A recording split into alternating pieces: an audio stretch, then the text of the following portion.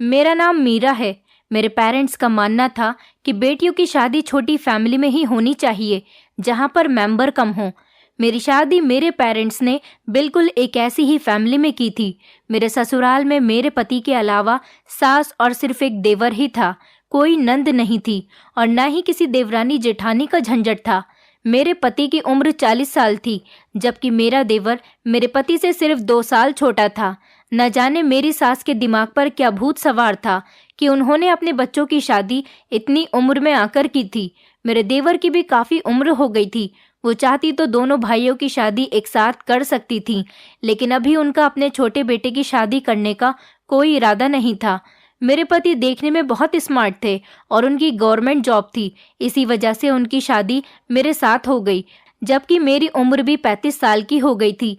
क्योंकि मुझे पढ़ने लिखने का बहुत शौक था, मुझे शादी का कोई शौक नहीं था, इसलिए मेरी इतनी उम्र में आकर शादी हुई। फिलहाल जैसी भी हुई शादी हो गई और पति भी अच्छा मिल गया था। आजकल वैसे भी लड़कियां फिट और हैंडसम लड़कों को ज्यादा पसंद करती हैं। मेरे पति की उम्र भले ही 40 साल थी, लेकिन उन्होंने खुद को इतना फिट किया हुआ था कि उन्हें देखकर लगता था कि वो कोई 25 या 30 साल की उम्र के होंगे। पुराने जमाने के राजा महाराजा भी पतले होते थे, क्योंकि आजकल का खान पान इस तरह का हो गया है कि लोग जल्दी जल्दी मोटे हो जाते हैं। पहले के लोगों को ज्यादा कामकाज भी नहीं होता था, फिर भी वो लोग दुबले और पतले से होते थे। लेकिन आजकल का मर्द तो ज्यादा काम करने पर भी मोटा होता जा रहा है। लड़के हों या लड़कियां, सभी के लिए पतला और फिट होने का फैशन बन गया है। और अब हमारे इस जमाने में मोटे लड़के लड़कियों को बदसूरत कहा जाता है। भगवान का शुक्र है कि मैं तो ना ज्यादा मोटी हूँ और ना ज्यादा पतली हूँ। मुझे कोई खाना खाता हुआ देखता तो कहता कि ये कितना खाती है, फिर भी ये ना पतली है और ना ही मोटी, बिल्कुल फिट है। मुझ पर ज्यादा वजन चढ़ता ही नहीं था, इसलिए मेरी शादी भी गवर्नमेंट जॉब करने वाले लड़के से हुई। आजकल की लड़कियां तो गवर्नमेंट जॉब करने वाले लड़कों के लिए तरस रही हैं। मेरे पति का नाम वरुण था। घर में मेरी सास थी और मेरा एक देवर था। देवर का नाम विराट था। मेरे देवर का एक बड़ा ही अजीब शौक था। उसे रेसलिंग बहुत पसंद थी। वो हमेशा अपने मोबाइल में रेसलिंग देखता रहता था और कभी टीवी ऑन करता तो टीवी में भी रेसलिंग लगा देता था। खुद तो रेसलिंग देखता ही था, दूसरों को भी वही देखनी पड़ती थी और वो खुद भी जिम जाता था। काम तो कोई करता नहीं था, बस उसका यही शौक था। इतनी उम्र में आकर भी मेरे पति की कमाई पर ही पल रहा था। मेरी सास उससे कुछ कहती ही नहीं थी। सारे घर की जिम्मेदारियां बड़े बेटे पर ही डाल दी थी। अपने छोटे बेटे से नहीं कहती थी कि नौकरी करो और घर की कुछ जिम्मेदारियां तुम भी संभालो। सब कुछ अकेले बेचारे मेरे पति ही करते थे। मेरा देवर तो बस सारा दिन जिम में गुजारता और जिम से आने के बाद बस मोबाइल में या फिर टीवी में रेसलिंग शो देखा करता था। उसके बाद रात को खुद को कमरे में बंद कर लिया करता था। फिलहाल मेरी ससुराल में कोई ऐसा नहीं था जो मेरी मैरिड लाइफ के बीच में दखलंदाजी करता। मैं अपनी ससुराल में बहुत खुश थी। मेरी सास भी ऐसी नहीं थी जिनको मेरे किसी भी काम से कोई प्रॉब्लम हो। मेरा देवर देखने में अच्छा था। उसने भी खुद को इस तरह से फिट किया हुआ था कि वो सच में किसी पहलवान की तरह ही लगता था। वो बहुत कोशिश करता कि किसी अच्छे रेसलर की तरह बन जाए। इतनी उम्र में आने के बावजूद भी उसे शादी करने का कोई शौक नहीं था। अगर मेरी सास कहीं लड़की देखने जाती तो लड़के वाले मना कर दिया करते थे, क्योंकि मेरा देवर कोई काम नहीं करता था। उसे सिर्फ रेसलिंग करने के अलावा कोई दूसरा काम नहीं था। उसमें भी वो पैसे ही खर्च करता था। आजकल तो हर लड़की के 10 खर्चे होते हैं। भला कोई माँ बाप अपनी बेटी किसी ऐसे इंसान के हाथ में कैसे दे सकता है जो कुछ कमाता ही ना हो, बल्कि उड़ाना जानता हो। मेरा पति तो मेरे आगे पीछे फिरता रहता। मेरी सास अपने छोटे बेटे से कहती, देखो तुम्हारे भैया ने अपना घर बसा लिया, मैं चाहती हूँ तुम भी शादी करके अपना घर बसा लो। अपने भैया की समझदारी देखो, अपनी पत्नी के साथ कितनी अच्छी जिंदगी गुजार रहा है। एक तू है जिसे सिर्फ पहलवान बनने का शौक चढ़ा हुआ है। मेरा देवर कहता, ये मेरा पैशन है और आप देख लेना माँ, एक न एक दिन मैं टीवी पर रेसलिंग करता हुआ दिखूंगा। आपका बेटा बहुत फेमस हो जाएगा। मैं शादी करके अपनी जिंदगी को पत्नी और बच्चों के बीच नहीं बांट सकता। मेरी सास कहती थी कि तू ये बातें अपने दिमाग से निकाल दे बेटा, इन सब में कुछ नहीं रखा। कहीं जाकर नौकरी ढूंढ, कुछ कामकाज कर। ये रेसलर बनने में आखिर क्या फायदा है? काम और जिंदगी में जुड़ा हुआ पैसा हमेशा काम आता है। ये पहलवानी ज्यादा दिन नहीं टिकती। उम्र के साथ साथ इंसान का शरीर भी खराब होता चला जाता है, लेकिन नौकरी एक ऐसी चीज़ है जिसे करते करते इंसान की आदत बन जाती है और पैसे भी आते हैं जो हमारे बुरे वक्त में काम आते हैं। अब तुम्हारे भैया की भी शादी हो गई है, एक दिन उसके भी बच्चे होंगे और क्या पता मैं भी इस दुनिया में कब तक जिंदा हूँ। तुम्हारा भाई अपनी फैमिली में बिजी हो जाएगा, उसके बाद तुम्हारा ध्यान कौन रखेगा? मेरे देवर ने कहा, परिवार में कुछ नहीं रखा माँ, हर इंसान को अपने इस दुनिया में नाम कायम करना चाहिए। रेसलर बनकर भी मैं पैसे कमा सकता हूँ। मुझे रेसलिंग का बहुत शौक है माँ, और आप मेरे इस शौक को खत्म करने की कोशिश मत करो। फिलहाल जिंदगी के दिन इसी तरह से गुजर रहे थे। एक दिन मैंने देखा कि रात के 2 बज रहे थे और मेरी सास विराट के कमरे पर दस्तक दे रही थी। घर में मेरे देवर का अलग से एक कमरा बना हुआ था। वो बहुत जिद्दी था। उसका कहना था कि मेरा कमरा एक अलग से होना चाहिए, जबकि जो कमरा मेरे पास था वो बहुत छोटा था और मेरे देवर का कमरा मुझसे बड़ा था। मेरे पति ने कई बार अपनी माँ से कहा भी कि मेरी पत्नी का काफ़ी दहेज है, अगर विराट का कमरा हमें मिल जाए तो उसमें मेरी पत्नी का सारा सामान आ जाएगा। उसको कहो कि वो अपना कमरा हमें दे दे और हमारा कमरा खुद ले ले। लेकिन वो अपनी जिद पर अड़ गया, यहाँ तक कि झगड़ने लगा और कहने लगा, नहीं, मैं किसी भी हाल में ये कमरा आपको नहीं दूंगा। मेरी सास कमरे से बाहर खड़ी थी और जोर जोर से दरवाज़ा पीट रही थी। मैं अपनी सास के करीब गई और कहने लगी, क्या हुआ माँ जी, आपको कोई काम है क्या? तो वो कहने लगी कि नहीं बहू, कोई काम नहीं। मैंने कहा, माँ जी, आप कुछ परेशान नजर आ रही हो और रात के इस टाइम पर विराट के कमरे का दरवाज़ा क्यों बजा रही हो? तो मेरी सास मुझसे कहने लगी, हाँ, वो विराट कमरे का दरवाज़ा अंदर से बंद करके सो गया। मैंने उससे कई बार मना किया है कि कमरे के दरवाजे को अंदर से बंद करके मत सोया करो, इतनी गर्मी हो रही है। कमरे का दरवाज़ा खुला हुआ होगा तो कमरे के अंदर घुटन महसूस नहीं होगी। लेकिन मेरे कहने के बावजूद भी वो अंदर से कमरे के दरवाजे को बंद करके ही सोता है। मैंने कहा, हाँ माँ जी, इतनी गर्मी में विराट को कमरे का दरवाज़ा अंदर से बंद करके सोने की क्या ज़रूरत है? मैं तो शादीशुदा हूँ और एक औरत हूँ। इतनी गर्मी होने के बावजूद हम लोग कमरे का दरवाज़ा बंद करके नहीं सोते, जबकि मेरा देवर तो अकेला है। उसे क्या ज़रूरत पड़ गई है कि कमरे का दरवाज़ा बंद करके सोने की? ये तो शादीशुदा लोगों पर अच्छा लगता है कि दरवाज़ा बंद करके सो जाएं, लेकिन इतनी ज़्यादा गर्मी में तो हम लोग भी दरवाज़ा बंद करके नहीं सो रहे।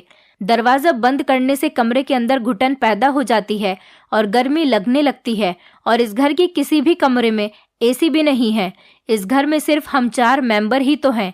विराट अपनी माँ का बेटा है, चाहे तो अपनी माँ के कमरे में भी सो सकता है, जबकि मेरी सास तो अकेली ही सोती है क्योंकि मेरे ससुर इस दुनिया में नहीं है। मैंने कहा, माँ जी, रहने दीजिए, रात के 2 बज रहे हैं। इस टाइम विराट गहरी नींद में होगा, इसलिए दरवाज़ा नहीं खोल रहा। मेरी सास ने कहा, हाँ, कह तो तुम ठीक रही हो, गहरी नींद में ही सो रहा होगा, वरना उठकर ज़रूर दरवाज़ा खोल देता। चलो तुम परेशान मत हो, तुम भी जाकर सो जाओ। मैंने दिल में सोचा, परेशान तो आप मुझे लग रही हो, लगता है आपको अपने बेटे पर भरोसा नहीं, और उसकी नींद भी इतनी पक्की है कि इतनी जोर जोर से दरवाज़ा पीटने पर भी उसकी आंख नहीं खुली। सुबह हुई तो मैंने अपने देवर से पूछा, रात को तुम क्या कर रहे थे? माँ जी तुम्हारे लिए इतना परेशान हो रही थी। रात के 2 बजे के टाइम पर उन्होंने बहुत देर तक तुम्हारा दरवाज़ा पीटा। ये बात सुनकर वो घबरा गया और कहने लगा, भाभी, मैं तो सो रहा था, मैं शायद गहरी नींद में सो रहा था, इसलिए मुझे आवाज़ नहीं आई होगी। मैंने कहा, विराट, तुम्हारी इतनी गहरी नींद कैसे हो सकती है, जबकि मर्द की नींद तो बहुत कच्ची होती है। मैंने हंसकर अपने देवर से कहा, चलो कोई बात नहीं, खूब सो लो, शादी से पहले। जब शादी हो जाएगी तो पत्नी और बच्चे सोने नहीं देंगे। मेरी ये बात सुनकर मेरा देवर कहने लगा, भाभी, मुझे शादी करने का कोई शौक नहीं। माँ तो मेरी शादी करवाने की बहुत कोशिश में लगी हुई है, और आपकी शादी पर उन्होंने मेरे लिए एक लड़की पसंद की थी। जब लड़के वालों ने मुझे देखा तो उन्होंने मुझसे मेरी नौकरी के बारे में पूछा, लेकिन मैंने उनको अपनी नौकरी के बारे में नहीं बल्कि अपने पैशन के बारे में बता दिया। मेरी बात सुनकर वो बहुत चौंक गए और उन्होंने रिश्ते के लिए फौरन इनकार कर दिया। मैंने अपने देवर से कहा, तुम कितना जिम करोगे, इतना तो फिट हो, और तुम्हें रेसलर बनने का क्या भूत सवार है? शादी करो और नॉर्मल लाइफ जियो। लेकिन मैं एक बात नोट कर रही थी, मेरा देवर जिम जाता था, इसीलिए डाइटिंग करता था। जिम जाने वाले लोग तो बिल्कुल फिट होते हैं, लेकिन मेरे देवर का वजन धीरे धीरे बढ़ता चला जा रहा था और वो रोज रोज मुझे पहले से ज्यादा मोटा लगने लगा था। उसकी शक्ल भी अजीब सी होती जा रही थी। उसको देखकर लगता था कि जैसे वो कोई बहुत उम्रदार आदमी है। वो मेरे पति का छोटा भाई था, जबकि मेरे पति उसके सामने छोटे लगने लगे थे। मैं रात को जब अपने पति से बातें करने बैठती तो अपने देवर के बारे में उनको बताती थी, लेकिन मेरे पति यही कहते कि तुम उसके मैटर में मत बोला करो, तुम बस अपने पति पर ध्यान दिया करो। मेरे पति मुझसे बहुत प्यार करते थे। मुझे बहुत अच्छा लगता था। वो हमेशा मुझसे प्यार भरी बातें किया करते थे। उनके ऊपर घर की बहुत सारी जिम्मेदारियां थीं। वो मेरे लिए ज्यादा महंगे गिफ्ट तो नहीं, बल्कि मेरी हर डिमांड को पूरा जरूर करते थे। उनका स्टाइल बहुत अच्छा था। अगर मेरे अलावा उनकी कोई और पत्नी होती तो वो भी उनसे हमेशा खुश रहती।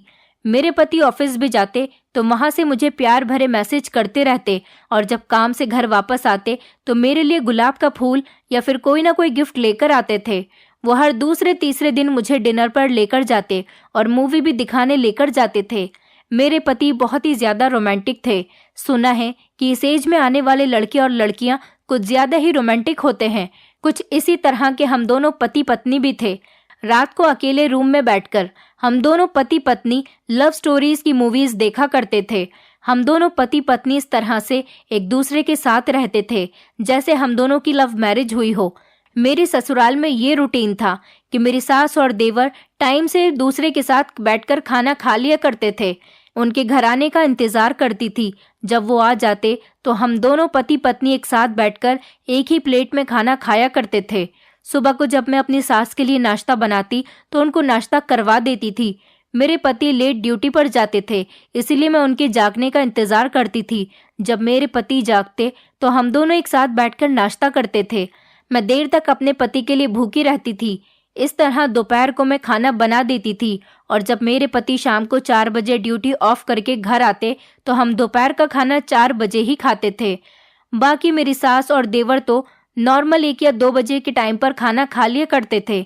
उसके बाद जब मैं रात का खाना बनाती तब भी हम दोनों पति पत्नी एक साथ बैठकर ही खाना खाते थे। मेरे देवर और सास जल्दी खाना खाकर अपने अपने कमरों में लेट जाया करते थे, लेकिन मेरे पति की आदत थी कि वो दोपहर का खाना शाम के 4 बजे खाते तो रात का खाना भी लेट ही खाते थे। इसलिए मैं अपने पति की खातिर उनके साथ ही खाना खाती थी। एक दिन रात के 9 बजे के टाइम पर मैंने अपनी सास और देवर को खाना दे दिया। वो दोनों खाना खाकर अपने अपने रूम में चले गए थे। अब हम दोनों पति पत्नी ही खाने से रह गए थे। जब मेरे पति 10 या 11 बजे खाना मांगते तो हम दोनों यही खाना गर्म करके खा लेते थे। फिर एक दिन जब रात को 10:30 बज गए तो मेरे पति ने कहा कि चलो खाना खाते हैं। मैं किचन में खाना गर्म करने के लिए गई तो खाने का बर्तन देखते ही हैरान रह गई। खाने का बर्तन तो बिल्कुल खाली पड़ा हुआ था, जबकि मुझे अच्छी तरह से याद था कि मैंने खाना छोड़ा था। मुझे लगा कि शायद मेरी सास ने खा लिया होगा। मैं ये बात पूछने के लिए अपनी सास के कमरे में चली गई। मैंने अपनी सास से कहा, माँ जी, क्या आपने खाना खाया है? उन्होंने कहा, हाँ बेटा, मुझे खाना खाए हुए तो बहुत देर हो गई। मैंने कहा, नहीं नहीं माँ जी, क्या आपने उसके बाद भी खाना खाया है? उन्होंने कहा कि नहीं बेटी, मैंने उसके बाद खाना नहीं खाया। क्यों पूछ रही हो? क्या हुआ? कोई बात हो गई है क्या? मैंने कहा, माँ जी, किचन में खाने का बर्तन बिल्कुल खाली पड़ा हुआ है, हॉट पॉट में रोटी भी नहीं है। मेरी सास कहने लगी, तुम ही लोगों ने खाया होगा, तुम भूल गई होगी शायद। मैंने कहा, माँ जी, नहीं, मैंने तो अभी खाना निकाला भी नहीं है। मैं किचन में खाना लेने के लिए गई तो मैंने देखा कि वहाँ तो कुछ भी नहीं है। तो फिर भला मैं खाना कैसे खा सकती हूँ? और मैं यही पूछने के लिए आपके पास आई हूँ कि क्या विराट या फिर आप दोनों में से किसी ने दोबारा से खाना खाया है? तो मेरी सास ने कहा, नहीं बहू, हम दोनों में से तो किसी ने भी खाना नहीं खाया। विराट भी 9 बजे अपने कमरे में चला गया था और जाते ही उसने कमरे का दरवाजा अंदर से बंद कर लिया। तुम्हें तो पता है कि मुझे कितनी बदहजमी रहती है। मैं कहाँ डबल डबल खाना खाती हूँ। मुझे ज्यादा खाना खाने का शौक नहीं, बस टाइम के मुताबिक एक बार खाना खा लिया वही बहुत है। अपने टाइम पर हिसाब से ही खाना खाती हूँ। दूसरे टाइम पर खाना खाए हुए तो मुझे बहुत टाइम हो गया। मैंने कहा, माँ जी, हमारे किचन में कोई और तो नहीं आया था? या फिर ऐसा हो कि कभी कोई भिखारी आया हो तो आपने उसे खाना दे दिया हो? आप ठीक से याद करो। मेरी सास ने कहा, नहीं भाई, कोई नहीं आया। भला मैं ऐसे खाना किसी को कैसे दे सकती हूँ? मुझे तो कुछ भी नहीं पता। तुम ही शायद भुलक्कड़ हो गई हो। क्या पता तुम दोनों पति पत्नी ने ही खाना खा लिया हो और तुम्हें लगा हो कि तुमने खाना नहीं खाया। हो सकता है तुम भूल गई हो। वो मुझे बड़ी अजीब नज़रों से देख रही थी। उन्हें लग रहा था कि जैसे हमने ही खाना खाया है। मैंने अपनी सास से कह दिया, इस बात को यहीं ख़त्म करते हैं। ऐसा कहते हुए मैं अपने कमरे में आ गई थी। भूख तो बहुत तेज़ लग रही थी, लेकिन अब क्या कर सकते थे। मेरी सास को तो कुछ भी नहीं पता था। उल्टा वो तो मुझे ही समझा रही थी कि मैंने ही खाना खाया है। मैं अपने पति के पास गई और उनसे कहा कि बाजार से कुछ ऑर्डर कर दो, घर का खाना ख़त्म हो गया। मेरे पति ने मेरी बात को ज़्यादा सीरियस नहीं लिया और मोबाइल उठाकर खाना ऑर्डर कर दिया। आधे घंटे बाद ही खाना डिलीवर हो गया। मैंने वो खाना सर्व किया और हम दोनों ने खाना खाया। अब हर दिन इसी तरह से होने लगा। हमारे घर में कोई ना कोई खाने की चीज़ गायब हो जाती। मैं हमेशा परेशान रहा करती थी। जब भी अपनी सास से इस बारे में पूछती तो वो कहती कि तुम कैसी बातें करती हो, हमेशा खाने के बारे में ही मुझसे कोई ना कोई टॉपिक लेकर बैठ जाती हो। उनका कहना था कि मुझे कुछ नहीं पता किसने क्या खाया और क्या नहीं। मैं तो जल्दी खाना खाकर अपने कमरे में आराम करने के लिए आ जाती हूँ। बाकी घर की देखभाल तो तुम ही करती हो, इसलिए इस बारे में तुम्हें ही पता होना चाहिए। मैं बड़ी परेशान हो गई थी कि हर रोज़ हमारे घर से कोई ना कोई खाने की चीज़ गायब हो रही थी। मेरा देवर तो डाइटिंग कर रहा था, तो वो इस तरह का काम नहीं कर सकता था। वो ज़्यादातर अंडे, दूध और शेक बनाकर ही पीता था और खाना भी एक टाइम ही खाता था, जबकि दोपहर का खाना तो उसने बिल्कुल बंद किया हुआ था। उसे तो रेसलर बनने का बहुत शौक था और आजकल तो उसका शौक जुनून की हद तक था। मेरी सास मेरे देवर का रिश्ता करना चाहती थी। मेरा देवर रात को जल्दी ही कमरे के अंदर चला जाता और अंदर जाते ही कमरे का दरवाज़ा बंद कर लेता। ये बात मेरी सास को बहुत खलने लगी थी। उनका कहना था, आखिर कब तक मेरा बेटा इस तरह से अकेलेपन वाली जिंदगी गुजारता रहेगा।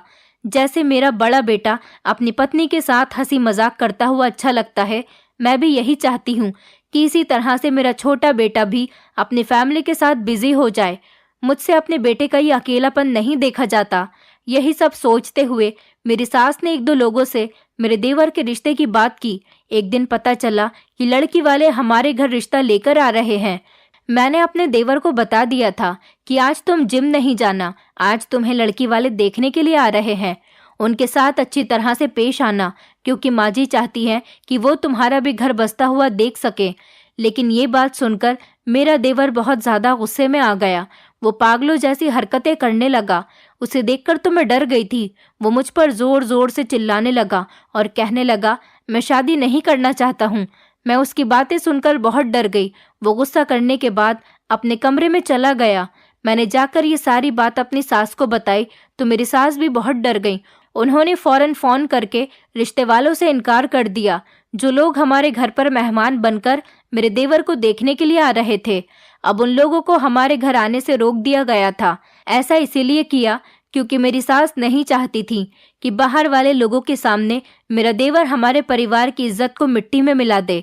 इस बात से मेरी सास की आंखों में आंसू आ गए थे। उनका कहना था कि ना जाने मेरे छोटे बेटे के दिमाग पर ये रेसलर बनने का भूत कहाँ से सवार हो गया और ना जाने क्यों वो ऐसी ऐसी हरकतें करने लगा है। मैं तो उसकी शादी करना चाहती हूँ, उसका घर बसते हुए देखना चाहती हूँ, लेकिन शायद मेरा छोटा बेटा मेरे इस सपने को पूरा नहीं करना चाहता। कोई बात नहीं, कुछ दिन जा रहे हैं, उसके बाद तो मैं इससे जिद करूंगी और कहूंगी कि तुम्हें शादी करनी ही पड़ेगी। आज तो मैंने लड़की वालों को घर आने से रोक दिया, लेकिन आगे से ऐसा कुछ भी नहीं होगा। मेरे देवर को ऐसा नहीं करना चाहिए था। मुझे भी इस बात पर बहुत गुस्सा आया था।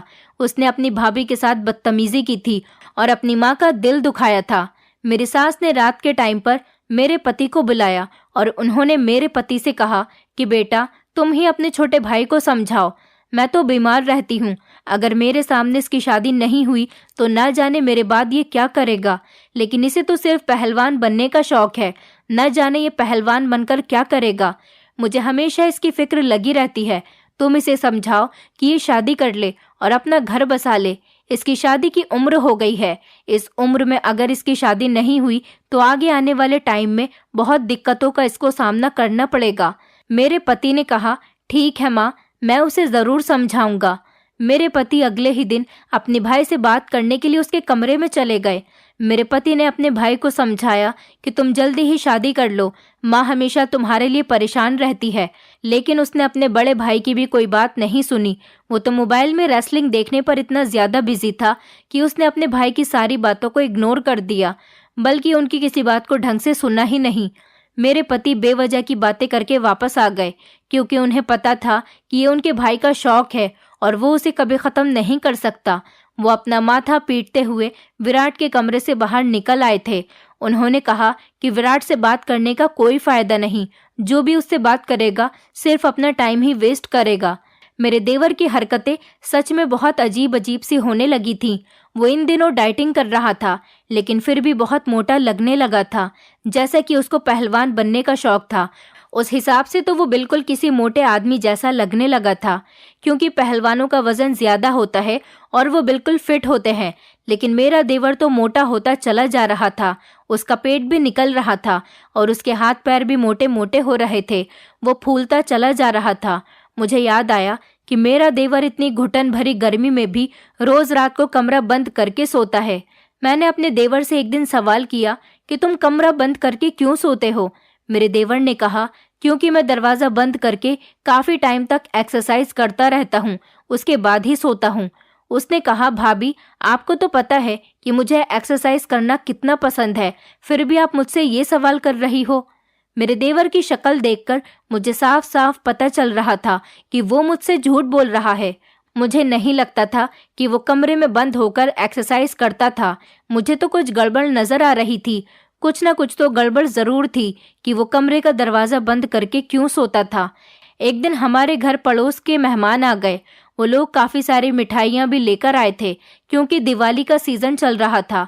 वैसे तो हमारे घर पर ज्यादा मेहमान नहीं आते थे, लेकिन आस पड़ोस के लोग काफी मेल मोहब्बत रखने वाले थे। पड़ोस के लोग हमारे घर पर जब भी आते कुछ न कुछ खाने पीने की चीजें जरूर लेकर आते थे। मुझे और मेरे पति को मिठाई बहुत पसंद थी। हम दोनों ही मीठे के बहुत शौकीन थे। जब हमारे पड़ोस से मिठाई आई तो मैंने सोचा कि रात को हम दोनों पति पत्नी बैठकर खाएंगे, और थोड़ी मिठाई मैंने अपनी सास को दे दी और बाकी की मिठाई लेकर पूरा डब्बा फ्रिज में रख दिया। फिर पड़ोसियों के साथ बहुत देर तक बातें की। उसके बाद वो लोग चले गए। जब रात हुई तो मैंने अपने पति से कहा कि आज हमारे पड़ोस से बहुत सारी मिठाई आई है और फ्रिज में कोल्ड ड्रिंक भी रखी हुई है। कोल्ड ड्रिंक पियेंगे और साथ साथ मिठाई भी खाएंगे। मेरे पति ने कहा कि ठीक है, ले आओ। वैसे भी मुझे मिठाई बहुत पसंद है। दोनों बैठकर ठंडी ठंडी कोल्ड ड्रिंक पियेंगे और मिठाई खाएंगे। मैं किचन में चली गई। जैसे ही मैंने कोल्ड ड्रिंक और मिठाई निकालने के लिए फ्रिज खोली तो फ्रिज देखते ही मेरे होश उड़ गए। फ्रिज के अंदर कुछ भी नहीं पड़ा था, ना तो मिठाई थी और ना ही कोल्ड ड्रिंक। दोनों ही चीजें गायब थी। उस टाइम तो मेरा देवर और सास भी सो रहे थे, लेकिन मैं अभी थोड़ी देर पहले ही तो किचन में आई थी, तो मैंने दोनों चीजों को फ्रिज में रखा हुआ देखा था, लेकिन अब फ्रिज में कुछ भी नहीं पड़ा था। ऐसा कैसे हो सकता था कि थोड़ी देर पहले कोल्ड ड्रिंक और मिठाई दोनों चीजें फ्रिज के अंदर थी और अब दोनों चीजें गायब हैं। मैं इस बारे में किसी से पूछ भी तो नहीं सकती थी। मैं खाली हाथी किचन से कमरे की तरफ वापस चली गई। मेरे पति ने मेरी तरफ देखते हुए कहा, क्या हुआ, कहाँ है कोल्ड ड्रिंक और मिठाई? तुमने तो कहा था कि कोल्ड ड्रिंक और मिठाई रखी हुई है। मैंने कहा, हाँ, कोल्ड ड्रिंक और मिठाई दोनों ही चीजें फ्रिज में रखी हुई थीं, लेकिन अब ना जाने कहाँ चली गईं। मेरे पति ने कहा कि माँ या फिर विराट में से किसी ने खा ली होगी। उन दोनों में से किसी का मन कर गया होगा खाने का। तुम इस बारे में अब किसी से मत पूछना। मैं नहीं चाहता कि माँ को ऐसा लगे कि हम घर में खाने पीने की चीजों पर नजर रखते हैं। मैं ऑफिस से आते हुए मिठाई और कोल्ड ड्रिंक लेता हुआ आ जाऊंगा। मैंने कहा कि मैंने माँ जी को खाने के लिए अलग से मिठाई दी थी और विराट को भी। वो दोनों अपने अपने हिस्से की मिठाई खा गए। मेरे पति ने मेरी तरफ घूरते हुए देखा और कहने लगे कि मैंने तुम्हें कहा ना कि मैं कल दोनों चीजें ले आऊंगा। मैंने कहा, ठीक है, ले आना, लेकिन माँ या विराट दोनों में से किसी को ये तो सोचना चाहिए कि हमारे हिस्से की चीज खाने से पहले एक बार उन्हें हमारी परमिशन तो लेनी चाहिए थी ना। मेरे पति ने कहा, मैंने कहा ना, अब इस बात को इग्नोर करो। मैंने अपने पति से कहा, चलो ठीक है, आप मेरे लिए कल मिठाई ले आना। लेकिन मैं हैरान रह गई कि मेरी सास और देवर ने क्या किया था। उन्हें ऐसा नहीं करना चाहिए था। किसी की चीज भी बिना परमिशन के नहीं लेनी चाहिए। मैंने अपने पति से यही बात कही कि आप फिर से अपने भाई को समझाकर देखो कि वो शादी कर ले। मेरे पति ने कहा, तुम्हें तो पता है कि उसके दिमाग पर रेसलिंग का भूत सवार है। मैंने तो विराट को कई बार समझाया, अब जब वो समझने के लिए तैयार ही नहीं तो मैं क्या करूं? मैंने अपने पति से कहा, न जाने आपका भाई क्यों नहीं समझता कि उसे भी अपनी शादी कर लेनी चाहिए। रेसलर बनने के चक्कर में न जाने उसने अपना क्या हाल बना लिया। वो दिन ब दिन मोटा होता चला जा रहा है। आने वाले टाइम में वो और भी ज्यादा मोटा हो गया तो उसकी शादी के चांसेस बिल्कुल खत्म हो जाएंगे। मेरे पति ने मुझे बताया कि तुम्हें पता है विराट उम्र में मुझसे बड़ा है। ये सुनकर तो मैं बहुत हैरान रह गई। इसका मतलब कि वो मेरा जेठ है और मैं उसे अपना देवर समझती रही हूँ। मैंने तो सुना था कि वो तो आपसे 2 साल छोटा है। मेरे पति ने कहा कि जब रिश्ता तय होता है तो आपस में इस तरह की बातें हो जाती हैं, लेकिन मेरा भाई मुझसे 4 साल बड़ा है। बस रेसलर बनने के चक्कर में ये शादी नहीं करना चाहता। माँ अकेली थी और घर का सारा काम उनको करना पड़ता था। विराट शादी के लिए राजी नहीं हो रहा था। मैंने अपने पति से कहा, फिर तो विराट की शादी करवाना बहुत जरूरी है, क्योंकि उसकी इस हिसाब से काफी उम्र हो गई और उसकी उम्र भी उसके चेहरे से साफ नजर आने लगी है। मैं इस बात से हैरान रह गई। मैंने इस बारे में अपनी सास से कोई बात नहीं की। मेरे पति ने मुझे मना किया था कि किसी को कुछ मत बताना। मैंने तुम्हें सब कुछ बता दिया है, इसका मतलब ये नहीं कि तुम दूसरों को भी ये बात बताओ। मैंने अपने पति को तसल्ली दी कि मैं किसी को कुछ नहीं बताऊंगी। एक दिन मेरी सास फिर से विराट के कमरे के दरवाजे पर खड़ी हुई थी और जोर जोर से दरवाजा बजा रही थी। कह रही थी कि जल्दी से दरवाजा खोल दो। मेरी सास ने कहा कि मेरी दवाई विराट के कमरे में रखी हुई रह गई। मेरी तबीयत ठीक नहीं है, मुझे दवाई खानी है। लेकिन विराट था कि दरवाजा खोलने का नाम ही नहीं ले रहा था। अगर वो गहरी नींद में भी सो रहा होता तो इतनी जोर जोर से दरवाजा पीटने की आवाज पर तो जाग ही जाता। मैंने आज फिर से अपनी सास को देख लिया था, क्योंकि मैं देर तक जागती थी। मैं सारे काम निपटाकर ही अपने कमरे में लेटने के लिए जाती थी। मैंने अपनी सास से कहा कि रुक जाइए, मैं विराट के नंबर पर कॉल लगाती हूँ। कॉल की आवाज सुनकर तो वो जरूर दरवाजा खोल देगा। हो सकता है मोबाइल उसके करीब में ही रखा हो तो रिंग डायरेक्ट उसके कान पर ही बजेगी। मैंने विराट के नंबर पर कॉल की तो रिंग की आवाज बाहर तक आ रही थी।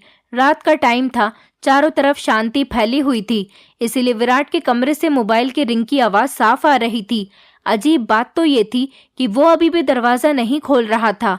हमें बाहर मोबाइल की रिंग की आवाज साफ सुनाई दे रही थी। ऐसा कैसे हो सकता है कि विराट को अपने मोबाइल की रिंग की आवाज ही नहीं आ रही होगी? मेरी सास भी ये सब देखकर परेशान हो गई। वो मेरे सामने शर्मिंदा सी होने लगी कि ये क्या हो रहा है। अब तो उन्होंने चिल्लाना शुरू कर दिया। मैंने अपनी सास से कहा कि आप चिल्लाओ मत, वैसे भी आपकी तबीयत ठीक नहीं। मैंने अपनी सास से कहा, जब विराट नहीं उठ रहा तो फिर आप चलो और अपने कमरे में जाकर आराम करो। सुबह जब विराट उठेगा तो उससे बात कर ली जाएगी। मैं अपनी सास को उनके कमरे की तरफ ले गई। मेरी सास ने कहा, इस लड़के का ना जाने क्या होगा। मेरे अंदर तो इतनी हिम्मत नहीं है। तुम ही इस लड़के पर नजर रखो कि ये क्या करता रहता है। मैंने अपनी सास से कहा, आपका क्या मतलब है माँ जी? मेरी सास ने कहा कि मुझे कुछ गड़बड़ लग रही है। कहीं विराट किसी के साथ फोन पर बातें तो नहीं करता, उसने किसी को पसंद तो नहीं कर लिया। मैंने कहा, माँ जी, अगर ऐसा होता तो जरूर वो हमें बता देता, क्योंकि हम तो उससे उसकी शादी करने की कितनी जिद करते हैं। मुझे तो नहीं लगता कि कभी उसे कोई लड़की पसंद आ सकती है या फिर वो कभी किसी को पसंद कर सकता है। मेरी सास ने कहा, मुझे फिर भी शक है, बस तुम इस पर नजर रखो और पता लगाओ कि ये कमरे का दरवाजा अंदर से क्यों बंद करता है। इसकी इस तरह की हरकतें मुझ में बड़ी बेचैनी पैदा कर रही है। ये गलत बात है। मैंने कहा, ठीक है माँ जी, मैं कुछ करती हूँ, आप परेशान मत हो। मैंने उनको तसल्ली दी, लेकिन मेरी समझ में नहीं आ रहा था कि मैं खुद ये सब कुछ कैसे करूंगी। मेरे पास तो कोई आइडिया भी नहीं था। मैंने अपनी सास से पूछने की कोशिश की, लेकिन उन्होंने मेरी बात को ध्यान से सुना ही नहीं। अब मेरे पास एक ही तरीका था। मैंने एक दिन विराट के कमरे की सफाई करने के बहाने उसके कमरे के लॉक को खराब कर दिया। अब दरवाजा इस तरह से हो गया था कि अंदर से लॉक लग ही नहीं सकता था। वैसे मैंने बड़ी अक्लमंदी से काम लिया था, क्योंकि दरवाजे का लॉक खराब करने के अलावा मेरे पास और कोई रास्ता भी नहीं था। शायद विराट को पहले ही पता चल गया था कि दरवाजे का लॉक खराब हो गया। मुझे आज विराट पर नजर रखनी थी, लेकिन आज हमारे घर पर। मेरे पति के ऑफिस वाले दोस्त आ गए और मैं उन लोगों को अटेंड करने में बिजी हो गई। मुझे उनके लिए खाना भी बनाना था। वो लोग डिनर पर आए थे, लेकिन मुझे बेफिक्री इस बात की थी कि चलो दरवाजे का लॉक तो खराब था, दिन तो किसी तरह से गुजर जाएगा, लेकिन जब रात को विराट अपने कमरे में जाएगा तब मुझे उसकी सच्चाई के बारे में पता चल जाएगा। रात हुई तो मेरे पति ने कहा कि वो अपने दोस्तों को छोड़ने के लिए जा रहे हैं। मैंने उनसे ओके कहा और मैं अपने बाकी के काम निपटाने में लग गई। मेरी नज़र बार बार विराट के कमरे की तरफ ही थी। मैंने सोचा कि एक बार विराट के कमरे में झांक कर देख ही लेती हूँ कि वो अंदर क्या कर रहा है। ये वही टाइम था जब वो दरवाज़ा बंद करके अंदर बैठ जाता था। इस टाइम पर तो वो सो तो नहीं रहा होगा, क्योंकि अभी रात के 11 बज रहे थे और इस टाइम अगर वो सो रहा होता तो मेरे उसके कमरे में जाने पर जल्दी ही जाग भी जाएगा। जब मैंने कमरे में झांक कर देखा तो मेरे पैरों तले से ज़मीन निकल गई। मेरा शरीर बुरी तरह से कांपने लगा और मुझे अजीब सा महसूस होने लगा। मुझे नहीं पता था कि मुझे कुछ ऐसा देखने को भी मिल जाएगा। मैं वहां से धीरे धीरे कदमों से वापस लौट रही थी, तभी अचानक मेरे पति आ गए और कहने लगे कि मैं अपने दोस्तों को छोड़कर वापस आ गया हूँ। उन्होंने मेरी तरफ गौर से देखा। वो मेरी हालत देखकर मुझसे पूछने लगे, तुम्हें क्या हुआ है? मैंने कहा, आप भी एक बार विराट के कमरे में झांक कर देख लो, आपको भी सब कुछ पता चल जाएगा। जब उन्होंने कमरे के अंदर झांक कर देखा तो वो भी परेशान हो गए। जैसे ही हम दोनों पति पत्नी ने जाकर ये सारी बात मेरी सास को बताई तो वो भी सुनकर परेशान हो गई। हम सब लोगों ने विराट से बात करने का फैसला किया और तभी हम लोग उसके कमरे में चले गए और कहने लगे कि तुम ये क्या कर रहे हो? वो हमें देखकर शर्मिंदा होने लगा और अपना सर झुका लिया। मैंने कहा कि हमने तुम्हें देख लिया है, तुम क्या कर रहे हो, क्योंकि तुम कोई छोटे बच्चे नहीं हो। तुम्हें इस तरह से बच्चों की तरह हरकतें नहीं करनी चाहिए। यही सब करने के लिए तुम दरवाजा बंद कर लेते हो। इस तरह से तो तुम अपने आप को बिल्कुल बेकार कर लोगे।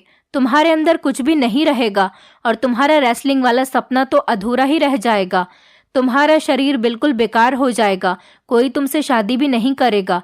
तुम अपनी जिंदगी के खुद दुश्मन बन गए हो। तुमने अपने आप को देखा है कितने ज्यादा मोटे हो गए हो। हम सब बोल रहे थे, लेकिन मेरा देवर खामोशी से हमारी सारी बातें सुन रहा था। उसने हमें कुछ नहीं बताया और उसके बाद वो बेहोश हो गया।